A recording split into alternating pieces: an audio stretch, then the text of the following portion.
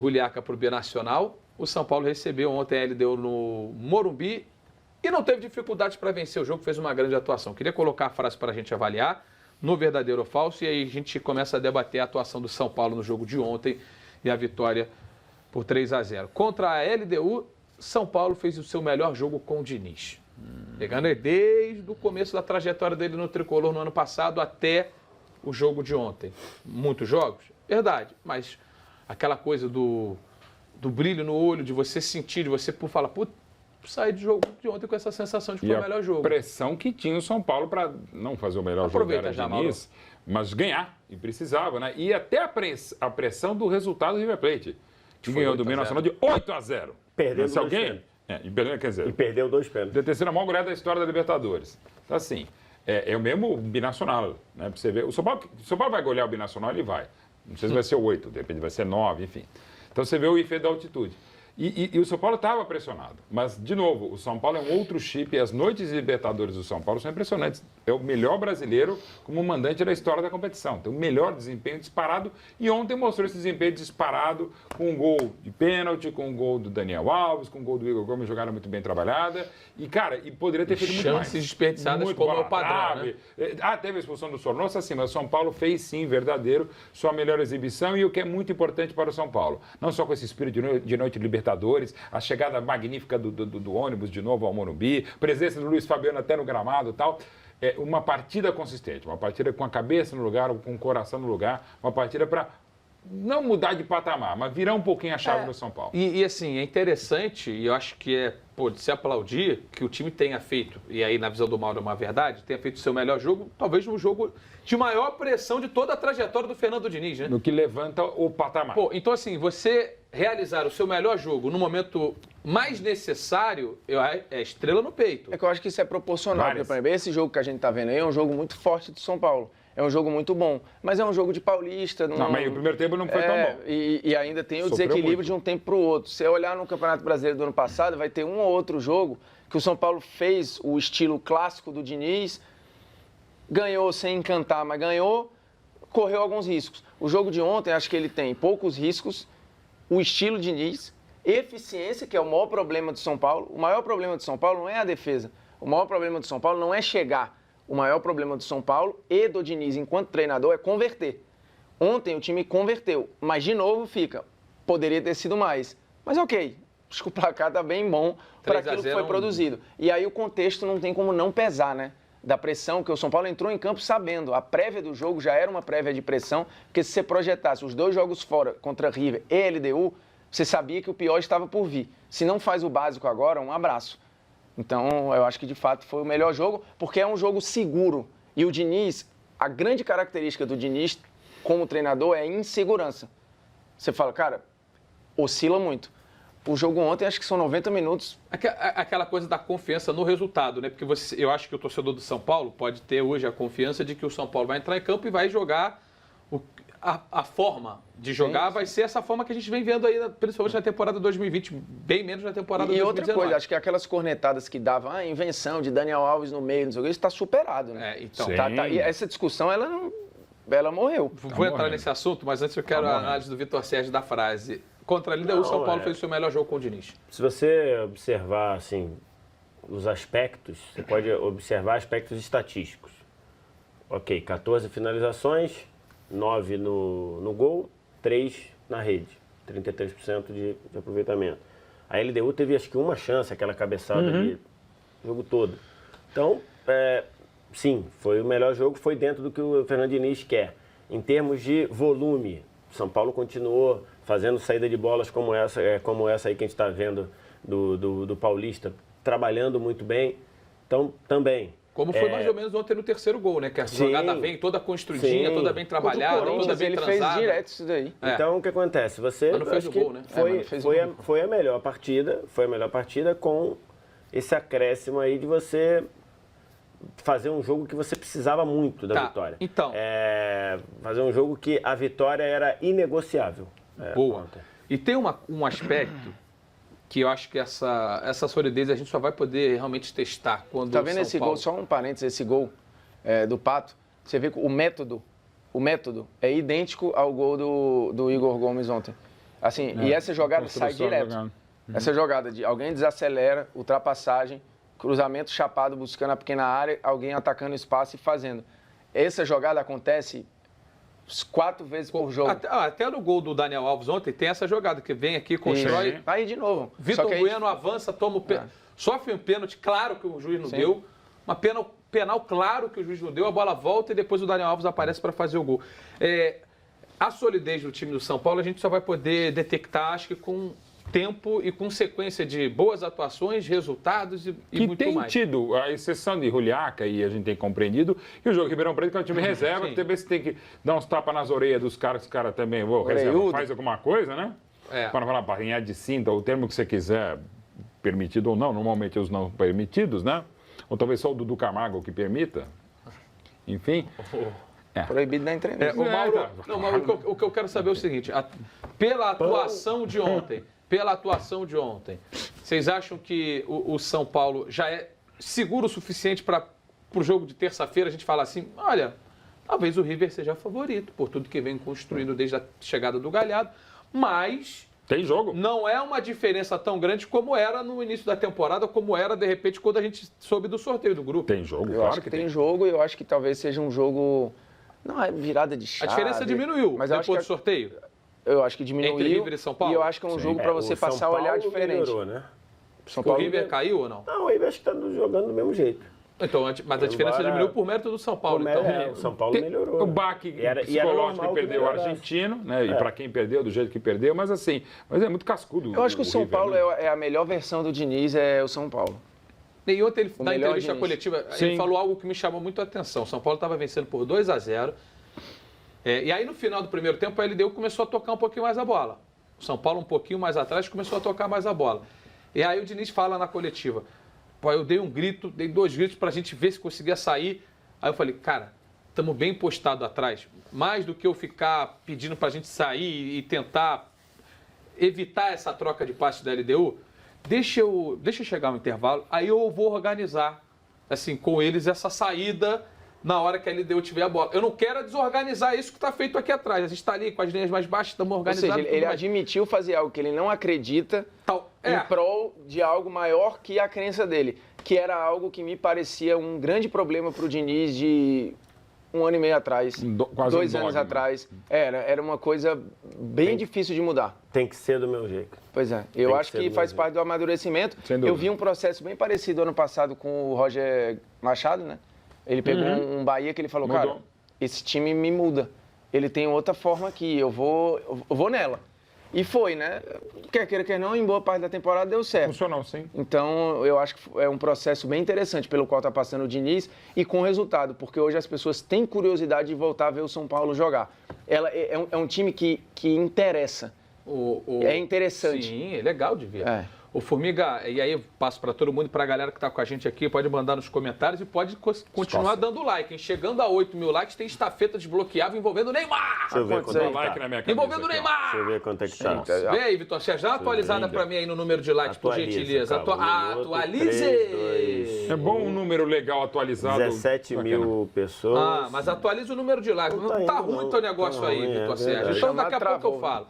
Travou. 5.100, tem que chegar a 8.000 para a gente poder desbloquear uma estafeta, uma gincana, uma disputa de Neymar com outros grandes nomes do futebol mundial. Não sei não. Agora eu quero perguntar a vocês, o Formiga chegou a citar o nome do Daniel Alves, acho que aquela coisa de falar que é invenção do Daniel Alves jogando no meio campo não existe mais. Até porque não é invenção dele, né? E ele está jogando bem, a ponto de ser o melhor jogador do time? Sim, para mim não tenho nem dúvida, desde o ano passado, inclusive. Mas assim, ele já jogou no meio mais adiantado. Agora, com o Diniz, ele joga no meio mais recuado. Né? Quando eu falo desde o ano passado, tá só porque ano passado a gente falou muito do Volpe e do Reinaldo, mas depois que o Daniel Alves chegou, ele foi o cara que mais se envolveu em lance perigoso, que mais finalizou, mais criou chance de gol. Então, esse Gabite gostei, tá vendo de placa e dando uma moral na casa. Aí sim, né? Bota lá na TV, vai dando aquela moralzinha. O que dá uma moral na casa? Pô, BBB? Não, dá moral na casa. Você vai lavar a louça, vai varrer. Aliás, nesse momento, o lugar mais seguro do mundo se chama Casa do Big Brother. Não, e alguém tem que avisar ao Boninho lá. Avisa o Boninho lá. Ninguém vai pegar coronavírus. Mas avisa ao Boninho o seguinte, com todas as competições paradas, então tem que estender o Big Brother para mais uns 6 meses, para a gente poder ter competição para comentar. Senão não vou perder o emprego. Falem por vocês. Porque agora também não dá nem para trazer alguém de volta, porque senão pode correr verdade, risco de levar o coronavírus. Não, inclusive está combinado já o de placa, se as competições pararem, a gente vai ter uma edição especial convidando o Maurício Stiles e outras figuras aqui de BBB. Eu sugiro que a gente vire um de placa. E nesse dia eu sugiro, evidentemente, estar em casa. Tá bom. O Mauro... Mas entrando de lá. Cara, eu adoro comentar coisas que eu não vejo, inclusive jogos. Então, não é um problema. Mas assim... Há um grande jogador, deixa eu só falar, há um grande jogador, que eu não vou dizer o nome, mas um grande jogador que comentou uma Copa do Mundo estando de férias. Ele estava de férias no Caribe e entrava para comentar a Copa do Mundo de 98. Não sei como, mas Essa história eu não sei, mas eu sei de outros casos também. Olha só, em cima do Daniel Alves, né? Não, tipo assim, ele entrava para comentar na programação, ele não comentava o jogo. Mas ele participava do programa final e não tinha visto o jogo. Ele passava o dia na praia do Caribe e comentava. O Romário comentou a Copa de 98, mas ele estava no estúdio na Globo, né? Não é o Romário. Não é o Romário. Enfim, só para, assim, em cima até desse posicionamento do Daniel Alves, né?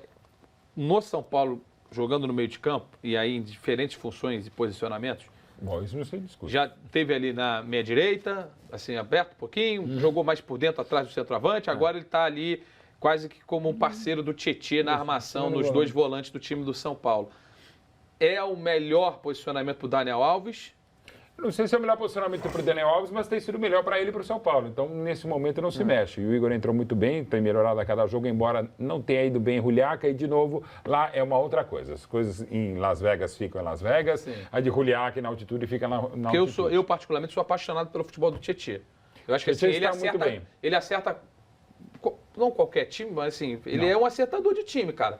E com o Diniz mais ainda. E com o Diniz muito mais. Então, assim, eu acho que hoje o São Paulo encontrou, e a gente fala tanto de escalação ideal, de time ideal. Ontem o Vitor Bueno entrou como titular em detrimento ao Pablo, que quando entrou no jogo, teve a sua oportunidade para dar aquela Cara, tá 3-0. Você mete um golzinho ali, você tira aquela enhaca que a gente falava ontem aqui no programa, você dá uma liberdade para falar assim, pô, tá bom, agora, O torcedor quer ter alguém para pressionar, né? A pressão já foi do Pato, ele tirou essa pressão. Quem agora que vai ser o alvo? Aí virou o Pablo. Mas é porque o torcedor quer todo mundo jogando bem, cara. Mas o Pablo não estava jogando mal. O torcedor não. acha que quer alguém para jogar mal, para falar mal.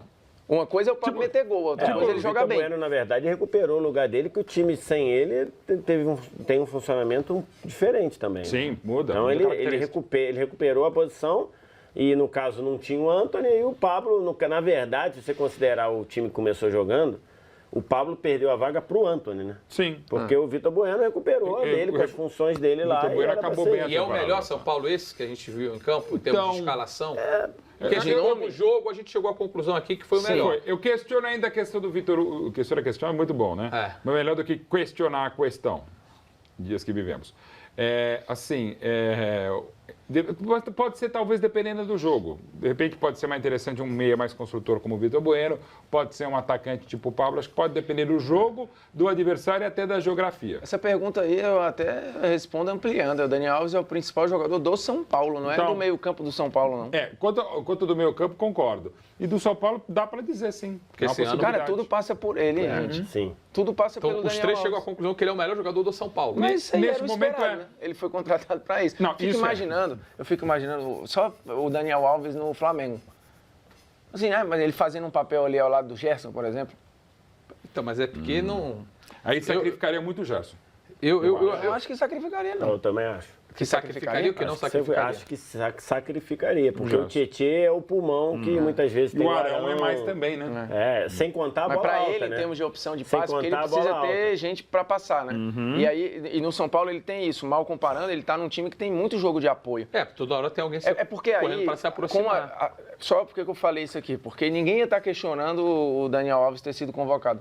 Se ele estivesse jogando na lateral? Não, se ele estivesse jogando no Flamengo bem, voando, ganhando tudo, ninguém ia estar falando nada. Acho que ninguém questionou a convocação do Daniel Alves pelo que ele está jogando. Mas o cara foi convocado para ano passado, ele foi campeão da Copa América, jogando na lateral, jogando muito, melhor jogador da competição. Não tem um ano isso. O meu questionamento, Luiz Felipe, é porque ele não joga na lateral e ele está sendo convocado para jogar na lateral. Mas ele jogou na lateral há um ano atrás, foi campeão da Copa América. E é uma posição carente no Brasil. E não tem concorrente. No mundo. O quê? Eu também não vejo problema dele jogar no meio na lateral. Acho que o Tite, nesse aspecto, não foi Ele embasou bem. Mascherano passou a vida jogando na zaga no Barcelona e era convocado para a seleção para jogar de volante. Eu acho que mas eu acho que não tem problema. É que eu acho que pela ausência de, eu acho que não dá para você tratar como igual. O Dunga pegar o Michel Bastos da ponta direita e botar na lateral esquerda. Mas ele já jogou, o Michel Bastos já tinha jogado várias vezes lateral. Sim, mas não jogava. Perfeito, ele não jogava havia 3 anos quase. Com todo respeito, é o Michel Bastos. Se o Daniel Alves continuar jogando no meio, vai chegar na Copa 2 anos jogando só no meio campo. Mas com todo respeito, já desrespeitando o Michel Bastos, o Daniel Alves. Deixa eu tentar embasar. Eu acho que o Tite embasou muito bem quando ele diz que o posicionamento, a função que ele faz na seleção é muito igual a que ele está fazendo nessa meia direita do São Paulo. Na Copa América já tinha sido assim. Porque ele ia, passava do meio campo, afunilava e virava meia, pô. É só você pegar o jogo contra a Argentina, ele joga de meio o tempo todo. Faz gol, ele se infiltra na Copa América. Então, acho que nesse aspecto eu não vejo nenhum problema. Não é a mesma coisa, não é. Aí você vai dizer, está sendo incoerente. Não estou de criticar o Michel Bastos, de sair de ponta direita para ser lateral esquerda, por 2 motivos. Primeiro, porque as funções são completamente diferentes. E segundo, você tinha laterais esquerdos melhores. A verdade é que hoje ele não é acima da média como o Daniel Alves. A verdade é que hoje você não tem ninguém, melhor que o Daniel Alves para ser lateral. Vai falar, mas isso é uma deficiência do Tite. Quer criticar isso? Beleza. Então vem cá, mas é culpa do Tite não ter lateral direito? Não, mas beleza. Ele poderia estar tentando construir alguém ali. Eu acho que vai ter o Emerson. Então, mas eu acho que ele deveria... ter, para não dizer que já tem. Mas eu acho que ele deveria ter feito isso. E isso é motivo de crítica. Ele ter chegado e falar, Emerson, você tem que vir para cá, eu vou dar um descanso pro Daniel Alves antes da Copa América. Mas é que tem a seleção olímpica, né? Mas não pode, aí é outro absurdo. A Olímpica nunca pode desfalcar a principal, nunca, em situação nenhuma. Mas no ano da Olimpíada, uma sacanagem com o jogador também. Eu acho... Mas ele fez essa transição em outras funções, né? Na zaga, por exemplo, ele já está fazendo um desenho consolidando Felipe, Militão, que beleza, não são garotos. No meio-campo ele já abriu os espaços, o leque, para o Arthur que se consolidou e o Bruno Guimarães que está vindo aí e tal. Podia ter sido, mas meses para a Olímpica eu acho que tudo bem. Por exemplo, meses para a Olimpíada, eu acho que você pode fazer e tem como compor. Olha só, eu acho que inclusive deveria se tomar uma decisão clara. Assim, o Bruno Guimarães, vai ser titular da principal. Se ele virar jogador importante da principal, como eu imagino que ele tem condição, ele não devia ir para a Olimpíada. Ele não devia ir para a Olimpíada. Só porque, deixa eu fazer uma pergunta porque assim. não existe isso, cara. Se o Brasil não tivesse vencido, por exemplo, porque eu estou falando em termos de prioridade da Confederação Brasileira de Futebol. Eu continuo achando a mesma coisa. Eu acho que, e falei à época, foi um absurdo, e o Dunga, inclusive, foi foi pouco inteligente, para não dizer que foi burro, de escolher, porque a decisão foi ele deixou na mão do Neymar e falou isso, para a equipe do Sport Interativo dentro do Santiago Bernabéu. Ele deixou na mão do Neymar. O Dunga deveria falar, não, Neymar, você vai para a Copa América. Por quê, professor? Porque se eu perder a Copa América eu vou rodar, e rodou. Então, aí ele falou, ele escolheu botar azeitona na empada do Micali, né? Não, pera. tá falando da outra. Porque o que ele fez? Ele falou, não, vou escolher levar para a Olimpíada, tá bom. Aí tu toma um fumo. Na primeira fase da Copa América, o Dunga foi para casa do chapéu.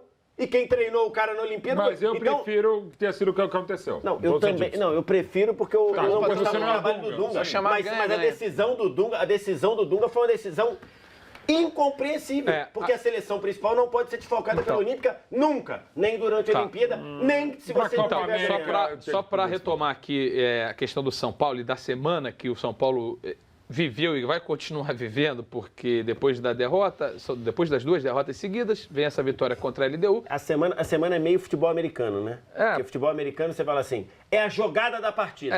Aí se você converte aquela a próxima passa a ser jogada da partida. E aí, o São Paulo. Era o jogo do ano contra a LDU. Agora o jogo do ano é contra o River. Então, só que entre esses 2 jogos do ano, vou colocar assim, você tem um clássico contra o Santos. Sábado. Sim. Melhorou. E aí, você tem uma decisão a tomar. Vou poupar jogadores, como fiz no final de semana, contra o Botafogo de Ribeirão Preto. Pagou um preço por isso. Não vou poupar? O Diniz teve que responder perguntas sobre isso ontem. A intenção já não era muito de poupar todo mundo, a gente vai ver se poupa um ou outro, não poupa ninguém. Muito diferente lá do jogo de Juliá, que a gente subiu na altitude e teve o desgaste da viagem, desgaste do jogo. E a gente ia chegar, ia ter que viajar de novo para Ribeirão Preto, num calor que a gente sabia que ia estar quente, o campo extremamente pesado como estava, então a estratégia foi a melhor. Agora, para o jogo do Santos, é um jogo que a gente vai estar aqui em casa, então tem uma tendência que a gente pode levar todo mundo ou poupar um outro jogador, mas a gente vai ver como os jogadores vão se reapresentar amanhã e depois de amanhã. Cara, assim, isso. ele tá lá dentro, ele tem todas as informações do pessoal, do staff dele, né? Essas informações científicas sobre o estado de saúde, clínico, físico de cada jogador. Mas o São Paulo se perder pro River, e aí eu vou colocar aquela situação na terça-feira, se perder pro River, assim, fica numa situação bem complicada no grupo, e aí vão olhar para trás, tá? Vão olhar para trás e falar assim, pô, mas também tinha que ter deixado os caras livres para jogar. Eu não sei qual que é a melhor decisão a ser tomada. Eu quero levantar aqui a bola para vocês saber a opinião de cada um. Eu acho que tudo depende de contexto. A história de poupar, por exemplo, o Neymar, o poupar dele criou um transtorno danado, porque assim, o time perdeu e falou, cara, eu preciso ter esse cara, mas era totalmente compreensível. Eu talvez não tivesse poupado, o jogador queria jogar, precisava de ritmo. Eu ia botar o Neymar no plástico bolha. Eu entendi a reclamação dele, mas eu entendo completamente o clube. Nesse caso, eu acho que a explicação do Diniz ela é muito técnica e ele já deixou a bola ali, mais ou menos a situação de que, cara, vai no mínimo um time misto, mas forte. Eu não time vejo, inteiro não vai. Eu acho que é zero a chance de acontecer o que aconteceu contra o Botafogo. Zero. Não, ele disse que é zero, né? Porque ou vai todo mundo, ou vai alguns. Então, assim, se tiver uns 3 poupados, 4 é muito. É porque, assim, o Diniz ele ganha um refresco quando ele consegue vencer a LDU. Temos pressão. Acho que nessa hora tem que ser tirar o achismo e tem que ser ciência. É a ciência que vai escalar o time. E falar, ó, cara, esse Daniel aqui, ó, tá quase, não sei o quê. Eu passo... choque. O do Neymar não foi ciência, né? Foi precaução. Não foi, beleza. E institucional. Todo mundo admitiu. Então, alguém chamou a responsabilidade. Alguém falou, ó, eu, fulano de tal, não quero que o Neymar jogue antes de Dortmund. Eu vou ser bem sincero, se eu fosse o Diniz, eu ia conversar com o Raí, com quem... Ia falar assim, gente, eu preciso entender aqui. O Paulistão para o São Paulo é mais importante do que para os outros 3 grandes clubes do estado. Isso me parece um fato. Não ganha desde 2005. Só que a Libertadores tem aí um jogo contra o River que é muito difícil. Então, eu gostaria de saber qual é a nossa posição institucional. Raí, eu quero entender se é o caso da gente... Quero saber, porque assim, não adianta a decisão ser só minha, e obviamente com todas as informações que a gente já citou aqui antes, mas depois a responsabilidade também vai ficar só para mim? Eu acho que tem que ser uma decisão institucional, não é só o técnico que tem que escolher poupar ou não, tem que ser algo institucional. Assim. Aí vai que o Santos perde. E acho que, inclusive, Mauro, ele deveria falar isso em entrevista coletiva. Né? O clube decidiu isso. Deixar na entrelinha ou bem explicitamente. Aí, ao mesmo tempo, bom, eu vou escalar uma equipe mais alternativa, e realmente não é o caso escalar um time inteiro reserva. E perde, por exemplo, feio para o Santos. Quanto isso pode atrapalhar para o jogo de terça-feira contra o River? Se perder o jogo contra o River, atrapalha bem. Se ganhar, não atrapalha nada. É tipo a derrota do final de semana. Se sou o Diniz, vou de novo, não só nesse caso, em todos. E aí, galera da ciência, o secado dos caras, tal, não sei o que lá, analisar o adversário, qual que de repente, porque não é só questão de desgaste, pode ser um choque, pode ser um contato. Isso que eu ia falar. Também acontece, que evidentemente tem maiores chances de acontecer num jogo do que o cara descansando ou num treino. Acontece. Então, assim, tudo isso você leva em conta. Se eu sou o Diniz, a princípio, eu poupo 2 ou 3, vejo muita questão do próprio Daniel Alves, pela idade, não, porque é um cavalo, é um monstro e tal. E vão para o jogo. Até porque você tem opções no elenco, por exemplo, você pode... Vai que eu queira o Vitor Bueno. Eu acho até que ele está precisando jogar. Ter o ritmo, ok. O Pato, de repente, eu seguro porque eu coloco o Pablo. Então, assim, tem alternativas para qualificar o elenco e para não fazer a equipe mais titular possível. Mas, em média, sei lá, eu tiraria uns 3 titulares no máximo para o Clássico, para o Sansão. E tem outra questão também. Eu quero que o São Paulo chegue o melhor possível para o jogo contra o River. Eu estou num melhor momento ou num bom momento. Né? Pensando com a cabeça do Diniz. Jogar? Eu quero, e, cara, confiança. Pato, por exemplo, é um cara, quanto mais jogar, mais confiança tiver, melhor para ele. Tá, mas se ele não jogar no sábado, assim, se o Pato não jogar no sábado, você congela a confiança dele como está hoje. Mas você pode aumentar no jogo. Eu sei, mas se ele é ritmo, é jogo. Aí essa que é a questão. Também, eu não sei se ele tá, talvez ele esteja com bom ritmo. Time, quanto mais jogar, melhor. Tá entendendo? Tem todos esses fatores que não são fáceis de você tomar uma decisão. Olha, se for a história do ICK, isso eu tinha visto um levantamento recente, mas não tem o número aqui. Mas se for olhar a questão lesões musculares têm diminuído, né? Os times têm perdido menos jogadores por lesão muscular porque eles têm se precavido. Você não tem 3, 4, 5 caras ao mesmo tempo fora por conta de lesão. Às vezes acontece, mas então a história Vai depender também, acho que, do tamanho do elenco, das necessidades. O monitoramento, dá resultado. Mas tem a história, choque, o desgaste pro jogo seguinte. Porque assim, beleza, eu tô aqui perto de estourar. Eu joguei, tô ok, tô bem, dá pra jogar. Tem o jogo, o desgaste do jogo é grande. Pro jogo contra o River pode pagar um preço. Exatamente. Mas assim, é uma viagem curta, né? O jogo É, tem uma coisa, É, não, vai é. que com 10 minutos o São Paulo perde um jogador, atua com 10, com um time completo.